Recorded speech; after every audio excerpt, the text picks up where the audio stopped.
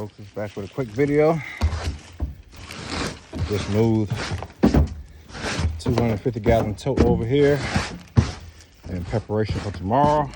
Go ahead and set up this for a waterer here for the weaning pens for the females and males. Got a cover for it already. Make sure to protect it as best as possible from any sunlight. Let's go ahead and clean up the top for it right now. What I'm going to do is I'm going to lift it up, probably put it on some blocks, maybe at least 2 feet off the ground.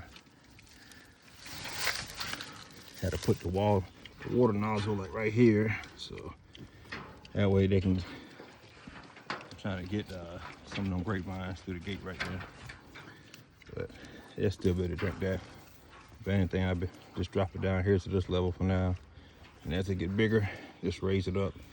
I'm gonna have it set to where I can raise it and drop it as I need it. So let's stay tuned for that. Gotta get done tomorrow. I already have all my connections and stuff to connect to the tote, so that's going to be the project for tomorrow. So stay tuned.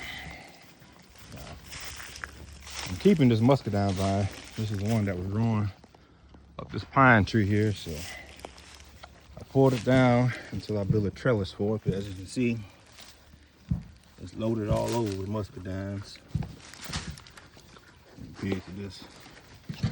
Squeeze to the gate to get it. Let them munch on a little bit here and there. But this is definitely going on a trellis for human consumption. So let me try to get it out of the way as much as possible. I'll save them a little bit to munch on.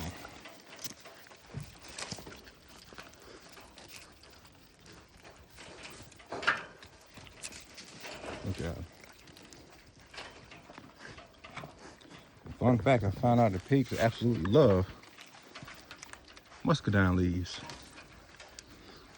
I can give them hay and anything else green. They will eat it, but they will always go for the muscadine leaves first.